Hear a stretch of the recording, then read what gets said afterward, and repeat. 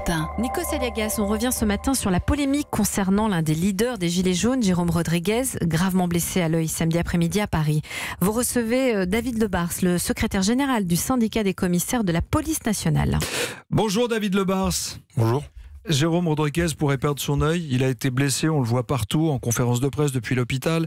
Il a été blessé place de la Bastille à Paris. Alors son avocat assure que c'est à cause d'un tir de LBD 40, alors que le secrétaire d'État à l'intérieur, Laurent Nunez, dit qu'il n'y a pas eu de tir de flashball. Il y a deux versions. Qu'est-ce que vous savez à propos de cet incident ?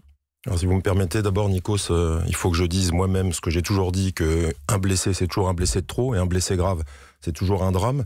Mais il faut rappeler que le maintien de l'ordre depuis le début du mouvement des Gilets jaunes est très difficile, et que malheureusement, il y a des blessés. On pourra revenir sur le contexte. Sur la version, je vais faire partie des gens prudents, parce que c'est mon métier, mais je vais rappeler qu'il faut faire confiance en la justice dans ce pays, et à l'IGPN. L'IGPN aura des moyens très précis pour savoir ce qui s'est passé, ça je peux vous l'affirmer. Il y a énormément de caméras sur le secteur Bastille, il y a énormément de témoignages. Il faut aussi faire confiance aux policiers qui, à chaque fois qu'ils font usage d'armes, rédigent des rapports. Ça a été fait, et on va très rapidement savoir ce qui a pu se passer. L'usage de la violence, ça devient quelque chose d'hebdomadaire à la télévision. On se demande si c'est à la police de donner une solution à un problème politique. Quel est le rôle de la police sur le terrain ?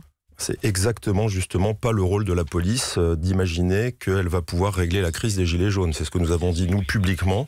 Nous avons malheureusement un 11e samedi qui s'est passé encore avec des incidents, dont certains graves puisqu'il y a des blessés.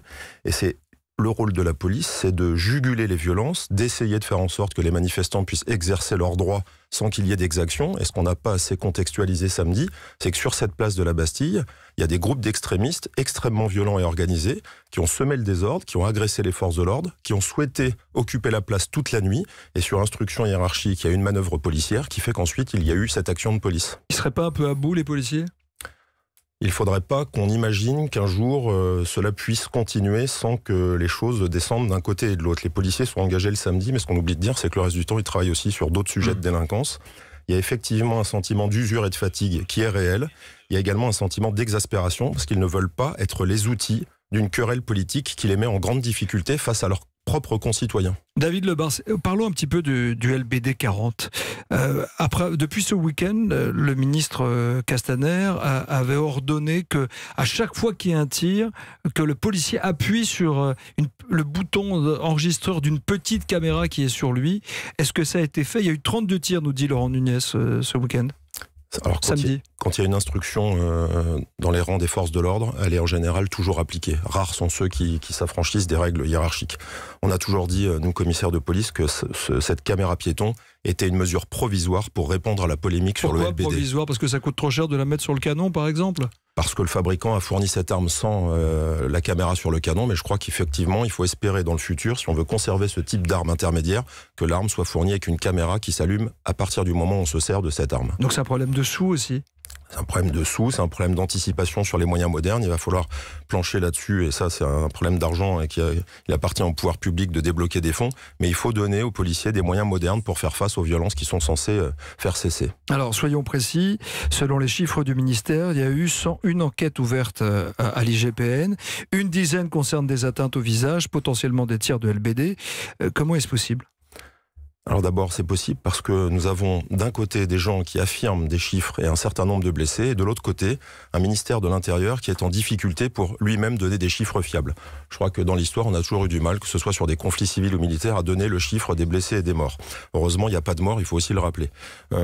Comment c'est possible ? Parce que ces mouvements gilets jaunes, depuis la mi-novembre, sont d'une extrême violence. Si on ramène, alors moi je déteste ce genre de statistiques, mais si on devait ramener sur le contexte avec 11 samedis sur certaines villes extrêmement difficiles et extrêmement violents, si on ramène le nombre de blessés au nombre de manifestants et de mouvements, ce chiffre peut choquer parce qu'il y a toujours trop de blessés et un de trop, c'est toujours un de trop. Mais malgré cela, il faut quand même rappeler qu'on a une police républicaine qui fait au mieux avec les moyens dont elle dispose pour préserver la sécurité des personnes. Tout à l'heure, Jean-Michel Apathy nous parlait des enquêtes de l'IGPN. Il y en a 101. 101, pas de résultat pour l'instant. C'est-à-dire, on n'a aucune nouvelle depuis le 17 novembre. C'est un peu lent. Il faut espérer, vous le disiez là, dans l'affaire Jérôme Rodriguez, il faudra que l'IGPN dise rapidement les faits, mais c'est contraire aux traditions de l'IGPN. Il faut souhaiter que ça soit rapide, effectivement. Alors, avec la précision quand même que quand l'IGPN est saisi par la justice, c'est au procureur de la République de communiquer sur les faits dont il a connaissance. Moi, je fais partie de ceux qui disent qu'effectivement, s'il y a des fautes, il faut qu'elles soient sanctionnées, il faut être transparent.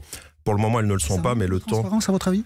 Ça manque pas de transparence. Là où je vous rejoins, ça peut manquer effectivement de rapidité aux yeux du grand public. En tout état de cause, au vu de la gravité de la crise, effectivement, il faudrait peut-être un peu de transparence, y compris au bénéfice des forces de l'ordre, parce que sur ces enquêtes ouvertes, il y en a aussi qui vont être à décharge et qui vont pouvoir exonérer les policiers d'une responsabilité. Il va falloir distinguer la violence légale de la violence illégitime, et les cas de violence illégitime doivent être sanctionnés. Et pour l'instant, ils ne le sont pas. Depuis le 17 novembre, il est possible tout de même que dans la totalité des enquêtes ouvertes par l'IGPN, il y ait des cas où, hélas, des policiers aient fait des actes qu'ils n'auraient pas dû commettre, et il n'y a pas de suspension, rien, ce qui donne le sentiment que la police est protégée. Alors, c'est tout à fait possible, effectivement, qu'il puisse y avoir des violences illégitimes, mais il faut aussi dire que sur les 101 enquêtes, même s'il y a un petit peu de lenteur, il n'y en a aucune qui a exonéré les policiers par principe, donc elles sont en cours, il faut attendre les résultats.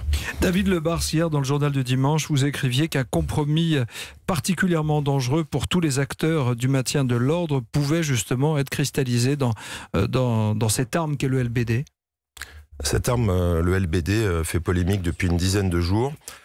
Il y a très peu de moyens de défense intermédiaires pour les forces de l'ordre. Il y a deux façons de voir les choses. Ceux qui pensent qu'il faut retirer toutes ces armes intermédiaires aux forces de l'ordre. Et après, il y a une conséquence. Soit c'est le contact physique avec la foule, soit c'est l'usage des armes létales. Le contact physique, ça peut être un scénario pire ? On voit en général, dans toute situation de maintien de l'ordre, que le contact physique n'est jamais bon. Il y a la fameuse affaire Malik Oussekine qui a fait très mal aux forces de l'ordre, mais elle date d'il y a 30 ans. Et depuis, l'intérêt, c'est de trouver les situations qui permettent aux forces de l'ordre de ne pas être au contact avec la foule. Alors, il y a différents moyens. Il y a les canons à eau qui sont des moyens, on va dire, les moins dangereux, mais qui ne fonctionnent qu'avec certaines foules et dans certains endroits.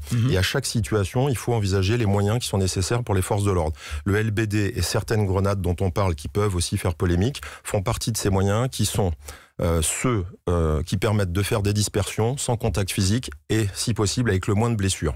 Dernière question, David Lebars. Éric Drouet, qui est l'un des leaders très médiatisés, appelle dans un communiqué un soulèvement, je le cite, sans précédent par tous les moyens utiles et nécessaires, après ce qu'il qualifie de blessure de guerre. Vous en pensez quoi en tant que policier ?